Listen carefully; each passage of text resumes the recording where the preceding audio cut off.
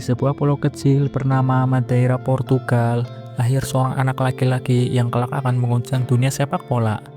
Namanya Cristiano Ronaldo dos Santos Aveiro. Dia lahir pada 5 Februari 1985 di sebuah keluarga sederhana yang hidup dalam keterbatasan.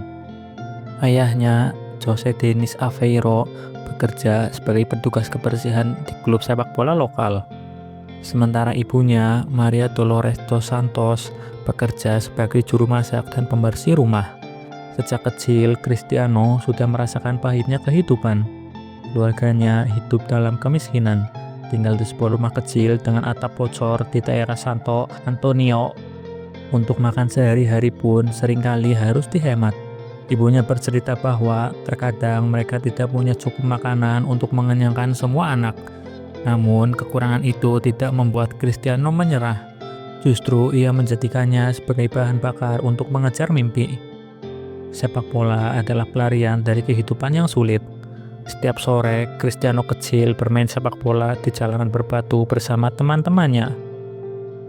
Bahkan, ia sering bermain tanpa alas kaki, menendang bola tua yang sudah usang. Tapi semangatnya tak pernah luntur. Bahkan ibunya sering kesal karena ia memilih bermain bola daripada makan. Ayahnya, José Denis Aveiro, adalah sosok yang ia kagumi. Meskipun hidup dalam keterbatasan, namun ayahnya memiliki sebuah masalah besar, yaitu kecanduan alkohol. José sering mabuk setelah bekerja, dan kecanduannya semakin parah seiring berjalannya waktu. Hal ini membuat kehidupan keluarga Ronaldo semakin sulit. Cristiano sering melihat ayahnya pulang dalam keadaan mabuk, dan itu menjadi pengalaman pahit yang membekas dalam ingatannya. Pada tahun 2005, ketika Ronaldo masih bermain di Manchester United, ayahnya meninggal akibat gagal hati yang disebabkan oleh alkoholisme.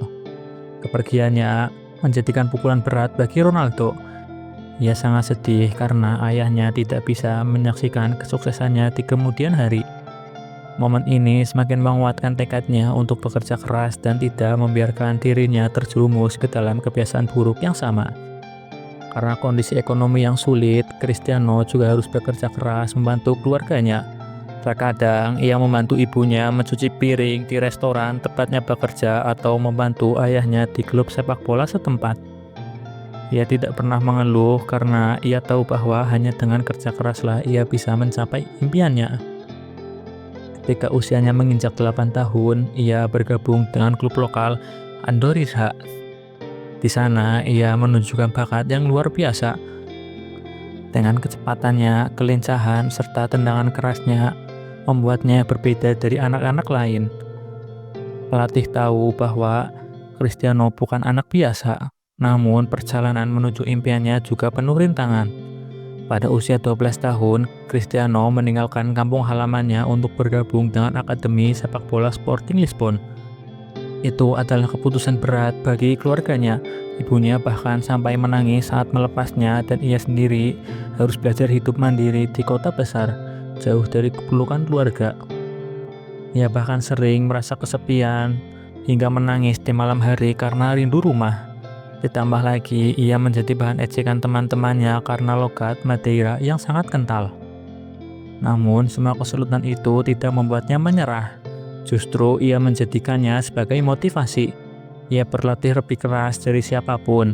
Bahkan ketika anak-anak tidur, Cristiano masih di lapangan, berlatih dengan tendangan bebas dan sprint. Ia ingin membuktikan bahwa anak miskin dari Madeira ini punya tempat di dunia.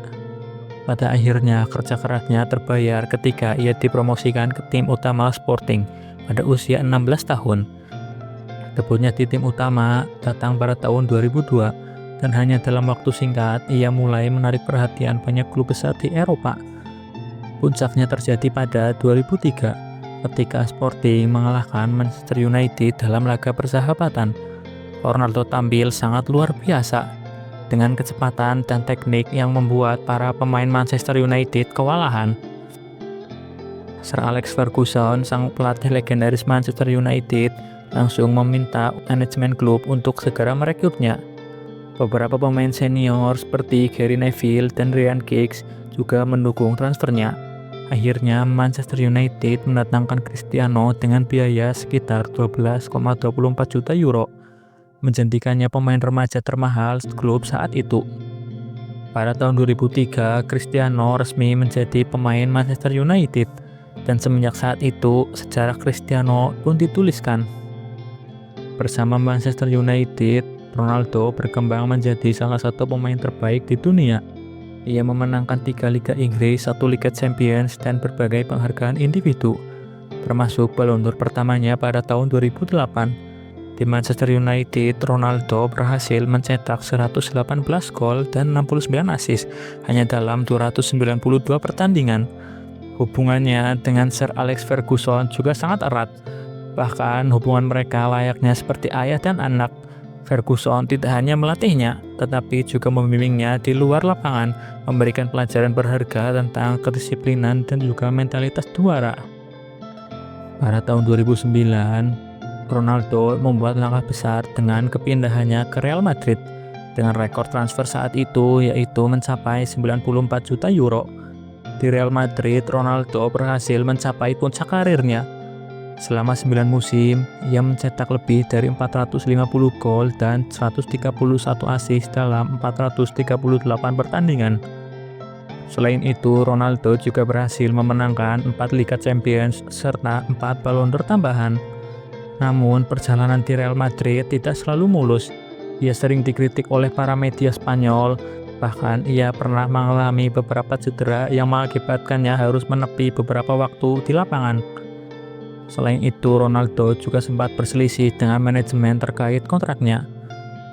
Pada tahun 2017, setelah membantu Real Madrid memenangkan Liga Champions ke-12, Ronaldo merasa bahwa ia tidak dapat mendapatkan apresiasi yang sepadan dengan kontribusinya. Ia meminta kenaikan gaji agar setara dengan Lionel Messi dan juga Neymar. Namun permintaannya ditolak oleh presiden klub, yaitu Florentino Perez. Kekecewaannya ini menjadi pemicu kepergiannya dari Real Madrid pada tahun 2018. Setelah kepergiannya dari Real Madrid, Ronaldo mencari tantangan baru dengan bergabung ke Juventus. Banyak yang meragukan keputusannya karena Serie A dikenal sebagai liga yang lebih defensif. Namun Ronaldo berhasil membuktikan bahwa ia merupakan salah satu pemain terbaik di dunia.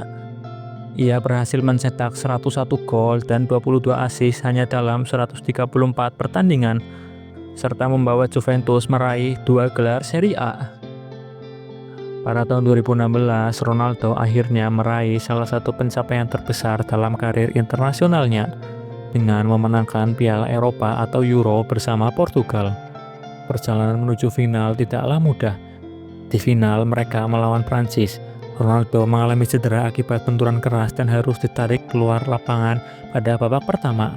Namun meski tidak bisa bermain, ia tetap memberikan motivasi dari pinggir lapangan. Dengan penuh emosi, ia membimbing rekan-rekannya dan terus memberikan semangat. Akhirnya Portugal menang 1-0 melalui gol Eder di babak tambahan. Tangisan Ronaldo saat mengangkat trofi Euro 2016 menjadi salah satu momen paling emosional dalam sejarah sepak bola. Cristiano Ronaldo akhirnya kembali ke Manchester United pada tahun 2021 setelah 12 tahun meninggalkan klub tersebut.